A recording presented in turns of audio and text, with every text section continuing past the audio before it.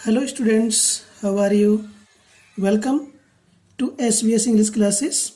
We are here to combine two simple or more than two simple sentences into complex sentence. Mixed and assorted sentences means मिश्रित और छटे हुए sentences. इससे पहले हमने आपको noun clause, adjective clause, adverb clause में आपको अलग अलग एक्सप्लेन किया आपके साथ. अब यहाँ पर उन तीनों क्लॉज को मिला करके मिक्स्ड, अब ये नहीं पता कि सेंटेंस नाउन क्लॉज का है, एडजेक्टिव क्लॉज का है, एडवर्ब क्लॉज का है, तीनों के मिक्स्ड हैं. अब हमें बनाना है कॉम्प्लेक्स सेंटेंस. ठीक है, तो हमने तीनों प्रकार के क्लॉज में जो सीखा है वो यहाँ पर हमें अप्लाई करना है. ठीक है स्टूडेंट्स, लेट अस स्टार्ट. पहला शुरू करते हैं सेंटेंस पढ़. जैसे कि हमने बताया कि हिंदी में अर्थ निकाल करके जानकारी होगी कि उसमें कौन सा कंजक्शन आने वाला है. ठीक, यू मस्ट राइज अर्ली, तुम्हें सुबह को सवेरे उठना चाहिए. You will improve your health, तुम्हारा स्वास्थ्य सुधर जाएगा.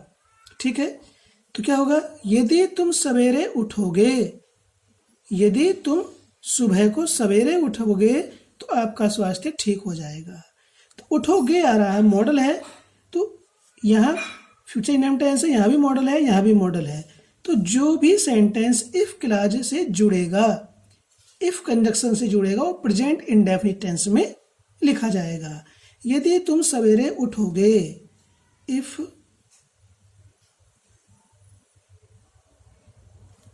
यू, इसमें मॉडल आ रही है, इसको हटा देंगे और प्रेजेंट इंडेफिनिट टेंस में इसे चेंज कर देंगे. इफ यू राइज, यू के साथ फर्स्ट फॉर्म आएगी. अर्थ तो निकलेगा गागेगी में भी, गागेगी में इसका, लेकिन लिखा जाएगा प्रेजेंट इंडेफिनिट टेंस में. If you rise early,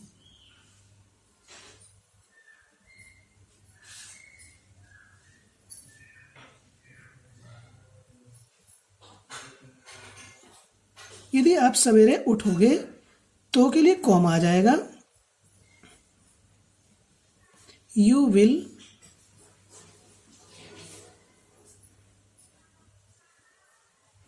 improve your health. देखिए, अर्थ निकाल कर ही हमें सही कंजक्शन की जानकारी होगी. तो ये सेंटेंस हमारा एडवर्ब क्लॉज में है, क्योंकि इफ कंडीशन है और कंडीशनल क्लॉज जो है एडवर्ब क्लॉज में ही आती है. इफ कंजक्शन एडवर्ब क्लॉज में आता है. ठीक है, सेंटेंस कॉम्प्लेक्स ही है. Next, my friend is a lawyer, he has a dog, it barks at strangers.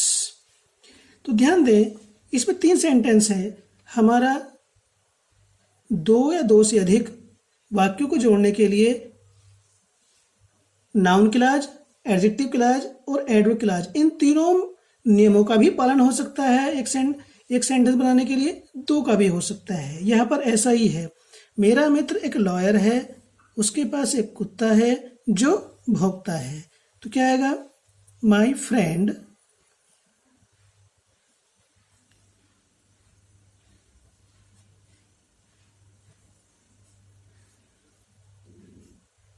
who is a lawyer, मेरा मित्र जो एक वकील है.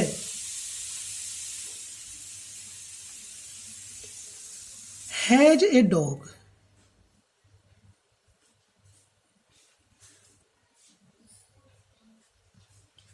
देखिए, हु इज ए लॉयर, ये एडजेक्टिव क्लॉज हो गई. माई फ्रेंड सब्जेक्ट है, इसका प्रेडिकेट पार्ट ये रहा, हैज ए डॉग. तो यहां हमारी एडजेक्टिव क्लॉज सब्जेक्ट पार्ट में आ गई है. ठीक है, और कौन भौंकता है, इट, किसके लिए, डॉग के लिए है. तो डॉग के जो रिलेटिव प्रोनाउन आएगा वो विच आएगा. विच barks at स्ट्रेंजर्स। यहां पर हमारी जो एडजेक्टिव क्लॉज है वो 2 बन चुकी हैं। इस विच का पूर्ववर्ती है डॉग, इस हु का पूर्ववर्ती है फ्रेंड। तो भोक्ता क्या है? विच भोक्ता क्या? नहीं, क्या है इसका रिलेटिव? एंटीसीडेंट क्या है? पूर्ववर्ती क्या है? डॉग। तो डॉग भोक्ता है। तो यहां पर 2 एडजेक्टिव क्लॉज बनी है और एक प्रिंसिपल क्लॉज है। नेक्स्ट देखते हैं। Some boys are bad, they are disliked by everyone. कुछ लड़के बुरे होते हैं, वे प्रत्येक व्यक्ति के द्वारा या सबके द्वारा पसंद नहीं किए जाते हैं। तो क्या होगा? वे लड़के जो बुरे होते हैं, ठीक है, वे लड़के जो बुरे होते हैं प्रत्येक व्यक्ति के द्वारा पसंद नहीं किए जाते। या ऐसे लड़के, ऐसे ही हम लिखते हैं तो आएगा सच बॉयज, ऐसे लड़के, ठीक है, जो बुरे होते हैं। और जो के लिए यहां सच आ रहा है तो यहां पर एज आएगा। इस चीज का भी ध्यान रखना है। बन तो रही हमारी एडजेक्टिव क्लॉज ही, लेकिन सच लिखा हमने तो एज आएगा। दी बॉयज लिखते तो हु आता, दी बॉयज लिखेंगे तो हु आएगा। सच बॉयज लिखा तो एज आएगा। Such boys as are bad, are disliked by everyone. Such boys subject है, इसका प्रेडिकेट पार्ट है आर डिसलाइक्ड बाय एवरीवन। जो एज आर बैड है ये हुआ एडजेक्टिव क्लॉज, सब्जेक्ट पार्ट में आ रहा है। यू सा मी विद ए मैन, तुमने मुझे एक व्यक्ति के साथ देखा। ही इज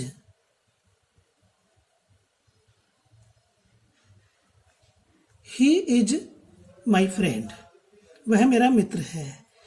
तो हम इसे किस प्रकार से बनाते हैं देखेंगे। वह व्यक्ति, ठीक है, वह व्यक्ति जिसको आपने मेरे साथ देखा, ठीक है, मेरा मित्र है। तो वह व्यक्ति के लिए क्या आएगा?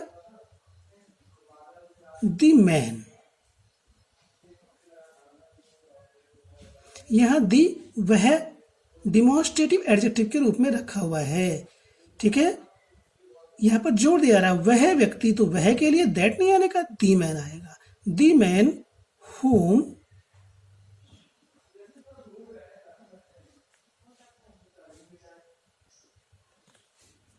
you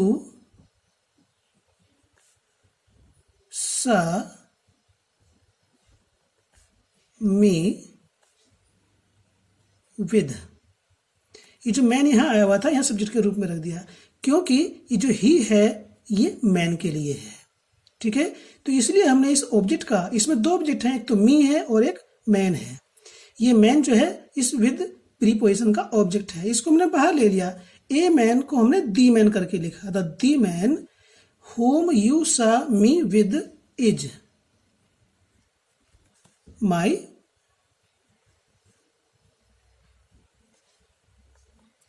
friend. हमने इस मैन को शुरू में लिखा, तो अब यहां पर इसमें ज्यादा इम्फेसिस आ रहा है, ज्यादा फोर्स आ रही है। वरना तो इसको हम ऐसे भी लिख सकते थे, यू सा me with a man who is my friend. यहां पर इतना मैन पर फोर्स नहीं आ रहा है, इम्फेसिस नहीं आ रहा है, यहां ज्यादा इम्फेसिस आ रहा है। तो एडजेक्टिव क्लॉज वही बढ़िया होती है जहां पर इम्फेसिस ज्यादा होता है। एडजेक्टिव क्लॉज है ये। He says something, वह कुछ कहता है। We cannot rely on it, हम इस पर निर्भर नहीं रह सकते। तो हम किस पर निर्भर नहीं रह सकते? कि वह क्या कहता है। तो इस पर समथिंग आ रहा है, ये समथिंग ही इट है। हम 5वें सेंटेंस पर हैं। ऊपर जो 4 बनाए हैं उनमें से 3, 2, 3 और 4 ये एडजेक्टिव क्लॉज में है और नंबर 1 था एडवर्ब क्लॉज में। अब ये आता है हमारा नाउन क्लॉज के अंतर्गत। हम उस पर निर्भर नहीं रह सकते कि वह क्या कहता है की का अर्थ आता है नाउन क्लॉज के अंतर्गत, तो होगा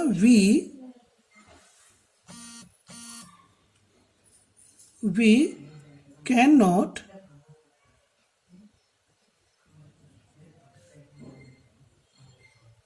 rely on what he says. ऐसे सेंटेंस हमने नाउन क्लॉज में एक्सप्लेन किए हैं। समथिंग और इट को हटा करके हमने क्या रखा, व्हाट, और इसको हमने रखा बाद में, ये बन गई हमारी noun clause, what he says. तो ये नाउन क्लॉज में बना। Our cricket team won the match, this news pleased everyone. तो दिस न्यूज क्या है कि हमारी टीम ने मैच जीत लिया। अब यहां पर दिस जो है ये डिमॉन्स्ट्रेटिव एडजेक्टिव के रूप में आ रहा है, इसे बदल देंगे हम दी में। दी न्यूज क्या है, न्यूज कि हमारी टीम ने मैच जीत लिया, दैट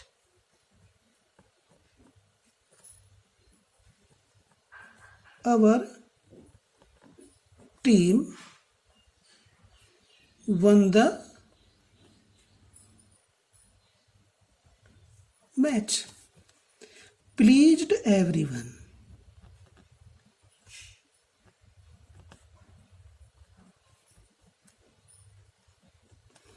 यहां पर दी न्यूज नाउन है और that our team won the match ये फ्रेज इन ए पोजीशन के रूप में आ रहा है, नाउन क्लॉज।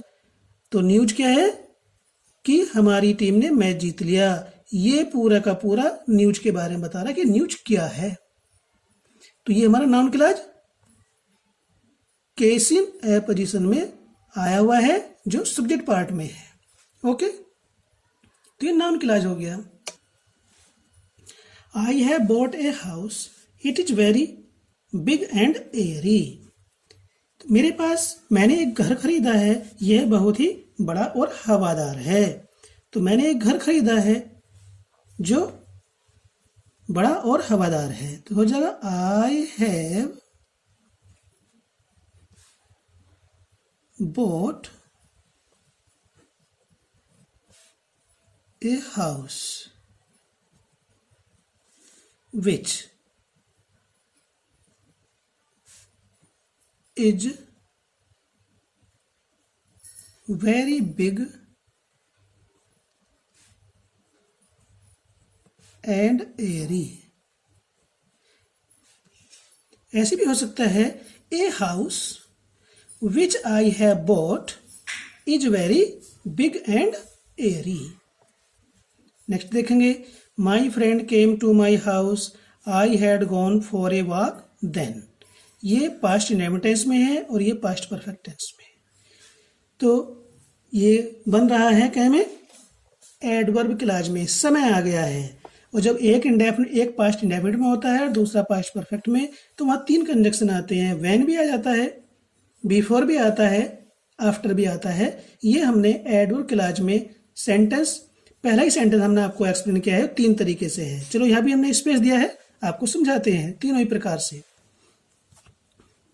यहाँ देन आ रहा, तो जिस सेंटेंस में देन आता है उससे पहले वाले सेंटेंस में व्हेन का प्रयोग किया जाता है, और ये पास्ट इंडेफिनिट टेंस में इसमें आएगा ही व्हेन माई फ्रेंड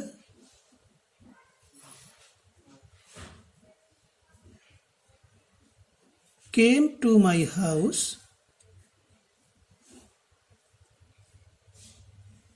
तो के लिए कॉमा लगा देंगे। I had gone for a walk, then हटा देंगे।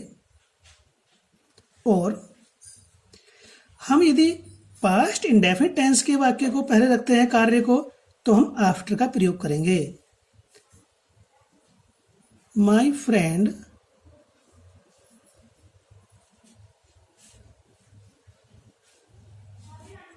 came to my house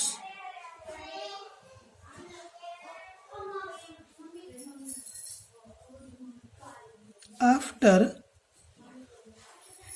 I had gone for a walk. यदि हम बिफोर का प्रयोग करना चाहेंगे तो इस प्रकार से प्रयोग करेंगे, I had gone for a walk before my friend came to my house. Okay, next, you are the only student, you have spoken the truth. तुम ही एकमात्र स्टूडेंट हो, तुमने ही सत्य बोला है, यानी कि तुम ही एकमात्र ऐसे स्टूडेंट हो जिसने सत्य बोला है। तो ये हमारा बनेगा एडजेक्टिव क्लॉज में, यू आर द ओनली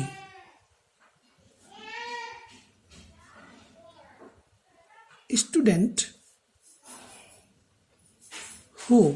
अब यहाँ ध्यान देंगे, देखिए यहाँ पर हु है, ठीक है, लेकिन हु का पूर्ववर्ती क्या है, सिंगुलर नंबर में है। यहाँ जो हु के बाद हेल्पिंग वर्ब आएगी, वैसे तो ये हु आ रहा है यू के स्थान पर, आ रहा ना, दिखाई दे रहा है, तो यू के साथ तो हैव आएगा, लेकिन हम ध्यान दें जब हमने इस रिलेटिव प्रोनाउन को यहाँ पर रखा है तो इसका पूर्ववर्ती क्या है, स्टूडेंट है, तो इसलिए यहाँ पर हैज का प्रयोग होगा। You are the only student who has spoken the truth.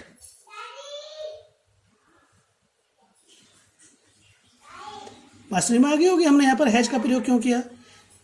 You को यू के स्थान पर हमने हो रखा, बिल्कुल मिल रहा है, क्योंकि यहाँ फुल स्टॉप है, तो यू किसके लिए, इस यू के लिए है, ये यू इसके लिए नहीं है, ठीक है, यदि ये इसके लिए होता तो यहाँ पर ही आता, ठीक, और यू ही स्टूडेंट है। जब हमने इस यू के स्थान पर हु रखा तो हु सिंगुलर में होता है, लेकिन जब एडजेक्टिव क्लॉज में आता है तो इसके पूर्ववर्ती के अनुसार इसके बाद वर्ब आती है। तो क्या है इसका पूर्ववर्ती, स्टूडेंट, सिंगुलर नंबर है, इसलिए हमने यहाँ पर हैज का प्रयोग किया है, हैव का नहीं। नेक्स्ट देखेंगे, मैन इज मॉर्टल, मानव नश्वर है, दिस इज द फैक्ट, ये सत्य है, तथ्य है। तो दिस किसके लिए है, इस पूरे सेंटेंस के लिए, इस पूरी बात के लिए है। ये डिमोस्ट्रेटिव प्रोनाउन है, ठीक है। जब हम इसका प्रिंसिपल क्लॉज बनाएंगे तो इस दिस के स्थान पर हम इट का प्रयोग करेंगे, इट इज द फैक्ट। क्या है फैक्ट, कि मनुष्य नश्वर है, दैट मैन इज मॉर्टल। देखिए स्टूडेंट्स, ग्रामर हो या फिर लिटरेचर हो, वर्ड मीनिंग का सबसे बड़ा खेल है। वर्ड मीनिंग आपको नहीं आता है तो काम करना अत्यधिक कठिन होगा, और उस कठिन कार्य को आसान करने के लिए वर्ड मीनिंग वोकेबुलरी को प्रिपेयर करना जरूरी है। ओके, जब हमारी प्रिंसिपल क्लॉज इट से शुरू होती है तो क्या होता है, जो दैट क्लॉज बनी होती है, जो नाउन क्लॉज है, वह हमारी इट के स्थान पर भी प्रयोग की जा सकती है। देखेंगे, दैट की that man is मॉर्टल is the fact, कि मनुष्य नश्वर है, वास्तविकता है, तथ्य है। और इस प्रकार से भी बना सकते हैं स्टूडेंट्स, ध्यान देने की आवश्यकता है, समझने की आवश्यकता है। क्या ये हमने इज द फैक्ट लिखा, इट इज द फैक्ट लिखा, हम इसे ऐसे भी लिख सकते हैं, the fact is that man is मॉर्टल। ऐसा केवल तभी होगा जब हमारी प्रिंसिपल क्लॉज के शुरू में इट आ रहा होगा। 3 प्रकार से हम लिख सकते हैं, ऐसा हर एक नाउन क्लॉज को नहीं बनाया जा सकता है। इस चीज को भी ध्यान रखने की आवश्यकता है कि वहां तो वो सेंटेंस ऐसे बना था, हम इसको भी ऐसे लिख सकते हैं। सब में ये नियम अप्लाई नहीं हो सकता है। नेक्स्ट है it may rain heavily today I can not से। मैं नहीं कह सकता हूं कि क्या आज जोर से बारिश होती है या हो सकती है। इसमें कैन नॉट से आ रहा है, यहाँ पर मे है। ऐसा सेंटेंस हमने आपको नाउन क्लॉज में समझाया भी था, ठीक है। तो ये उसी पैटर्न पे बनने वाला है नाउन क्लॉज में। आई कैन नॉट से, जब इस प्रकार से मे आता है तो कंजक्शन आता है वेदर, इट, ठीक। अब इस मे को हटा देंगे। अब ये रेन है, इट के अनुसार यहां प्रेजेंट इंडेफिनिट टेंस में रेन्स हो जाएगा। यदि ये मे बी होता, ठीक है, तो मे तो हटता ही हटता, बी की फॉर्म इट के अनुसार इज आता, लेकिन यहां बी तो आ ही नहीं रहा है, क्या है, रेन है, तो ये प्रेजेंट इंडेफिनिट टेंस में रेन्स हो जाएगा। इट रेन्स हैवीली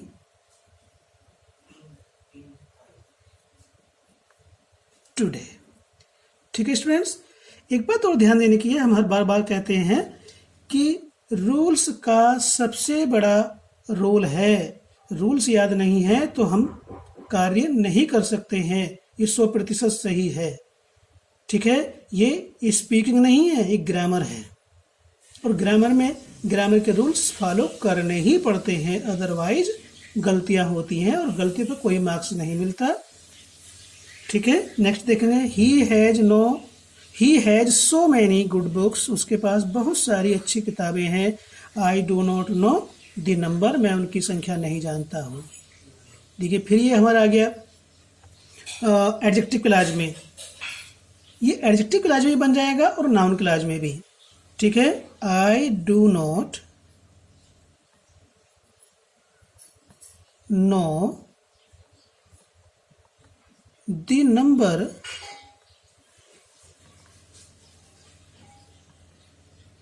ठीक है, नंबर लिखा हुआ है। अब नंबर है तो नंबर से क्या आएगा, हाउ मैनी, तो ये हो जाएगा सो मैनी गुड बुक्स है, तो I do not know the number how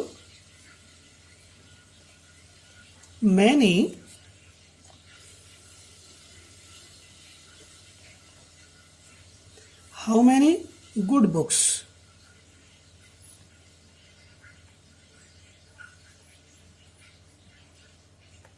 he, sorry, यहां इसको लिख देते हैं ही हैज।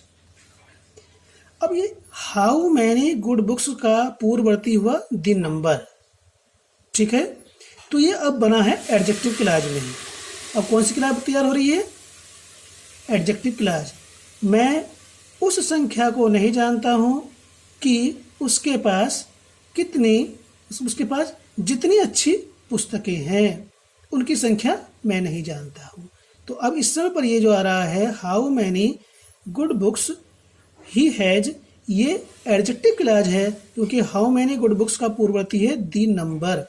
यदि ये वर्ड ना होता, द नंबर ना होता, तो ये नाउन क्लॉज बनती, ठीक है। इसके कुछ सेंटेंस हम वीडियो नंबर 2 में आपसे लेकर के पुनः मिलते हैं। थैंक्स।